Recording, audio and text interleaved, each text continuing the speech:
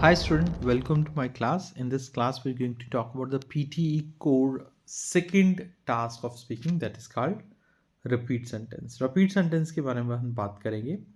Daljit Singh as your instructor, we will talk about the task overview, what the task is. इसमें कुछ practical tips और कैसे हम इनको use कर सकते हैं.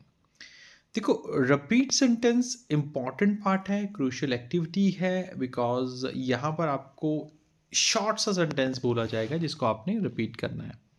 तो अप्रॉक्सीमेटली नंबर ऑफ जो आइटम्स होगी वो 10 से 12 होंगी.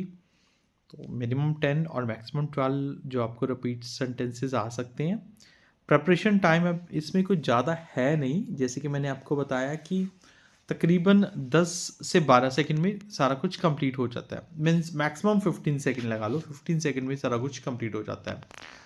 When the read aloud finish you listen the sentence, और जैसे ही आप सेंटेंस सुनोगे आपको विद इन 3 सेकेंड उस सेंटेंस को एज इट इज़ रिपीट करना होगा. तो इसमें आपको 15 सेकेंड लगेंगे. तो उसके जो आपके स्कोर कंट्रीब्यूशन है वो स्पीकिंग के साथ साथ लिसनिंग में भी रहेगा. कहने का मतलब कि स्पीकिंग में तो आपको स्कोर मिलेंगे ही मिलेंगे, लिसनिंग पे भी आपको स्कोर मिलेंगे. सो that's why it's important for you, क्योंकि ये आपके 2 टास्क कवर करता है. तो मार्किंग क्राइटेरिया की बात करूँ तो ऑफ कोर्स जैसे कि एआई मार्किंग क्राइटेरिया है, तो ये 3 पैरामीटर पर आपका जो है वो क्लियर होता है. The first one is content. हाँ, यहाँ पर कंटेंट के 3 पॉइंट्स रहेंगे. ऑरल फ्लुएंसी यानी कि कोई हेजिटेशन नहीं हो तो आपको मैक्सिमम 5 पॉइंट्स मिलेंगे. और प्रोनाउंसिएशन, अगर आप हर एक वर्ड पे स्ट्रेस प्रॉपर वे से लगाओ तो आपको 5 पॉइंट्स मिलेंगे maximum. Practical tip, yes it's important for you. 50 to 70% rule. अभी ये रूल है क्या? Don't panic if you forget the end of a long sentence. अगर मीन्स अक्सर जो होता है स्टूडेंट्स के साथ, वो सेंटेंस भूल जाते हैं. If you can repeat at least 60% of the words fluency, you can still get a high score. Fluency is more important than a broken 100% content score. जैसा कि मैंने पहले बताया है कि लाइक अगर आप वर्ड को प्रॉपर वे से बोलते हो यानी कि प्रॉपर फ्लुएंसी रखते हो, कुछ वर्ड्स छोड़ भी देते हो, तभी भी आपको स्कोर मिलने के चांसेस बहुत ज़्यादा हैं.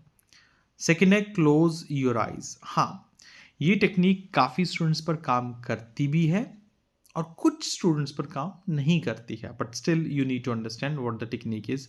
अपनी आंखें बंद कर लो और विजुलाइज करो कि सेंटेंस क्या है. फॉर एग्जाम्पल कि मैं बात करूं कि max has started writing the examination. तो एक बंदा है जिसका नाम मैक है, वो पेन के साथ एग्ज़ाम लिख रहा है. विजुअलाइजेशन इसे हम बोलते हैं. इट्स नॉट श्योर कि सबके सभी के साथ काम करे, बट ज़्यादातर स्टूडेंट्स के साथ ये चीज़ काम कर सकती है. Means of course you are aiming for 80+, तो आपको ये चीज़ करनी ही पड़ेगी. नेक्स्ट है don't note take. The sentence are too fast. By the time you write the third word the speaker has finish. Use your brain as the recorder. तो लिखने की कोशिश ना करो, नाकामयाब रहोगे बिकॉज स्पीड बहुत फास्ट है. तो बेटर यही है कि आप इसे विजुलाइज करो.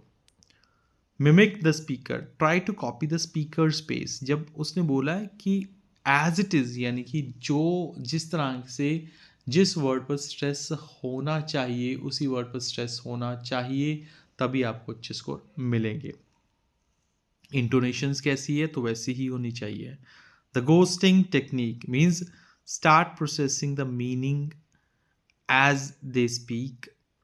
If you understand the intent, means क्या वो कोई टेक्निक में कुछ ना कुछ रिफंड मांग रहा है तो उसकी टोन कैसी है, अगर आप उस टेक्निक को समझ जाते हो तो you are getting better score.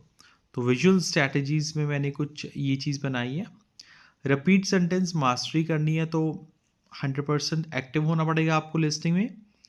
Understanding करना पड़ेगा मीनिंग, और इमीडिएट रिस्पॉन्स, क्विकली रिस्पॉन्स देना पड़ेगा. और जो आपकी परफेक्शन है वो फ्लुएंसी में होनी चाहिए, तभी आपको अच्छे स्कोर मिलेंगे.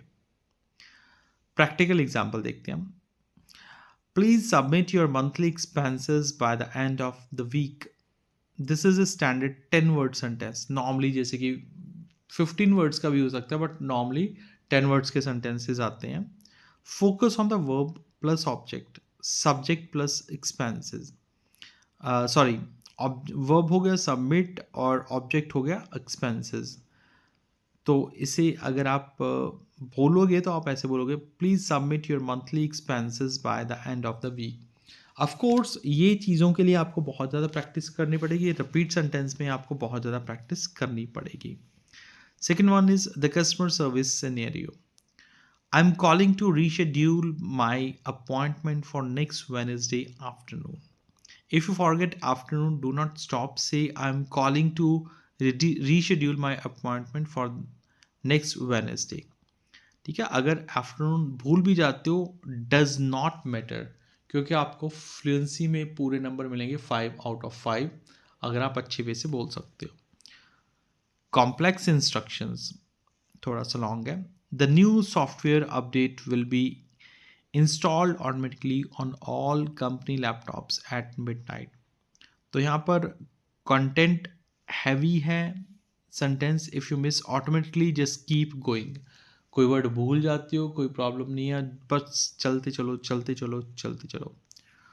स्टूडेंट्स कहाँ पर एरर क्रिएट करते हैं? The new software update will be installed at midnight.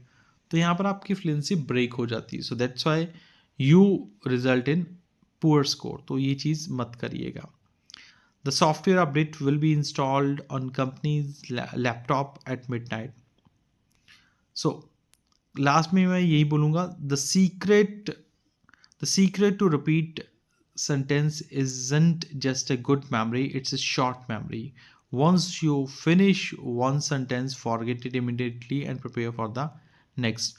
Don't let a mistake in one sentence ruin your rhythm for the next 10. In short मैं बात करूँ तो आपको जो है प्रॉपर वे से सेंटेंस को बोलने की ज़रूरत है, इंस्टेड ऑफ जस्ट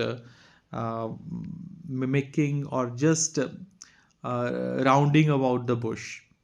तो ये था हमारे पास जो लेक्चर्स रिपीट सेंटेंस थे. रिपीट सेंटेंस में आपको मैंने कोशिश की सारी चीज़ें एक्सप्लेन करने के लिए, but still if you have a problem you can contact me on the given number. Thank you.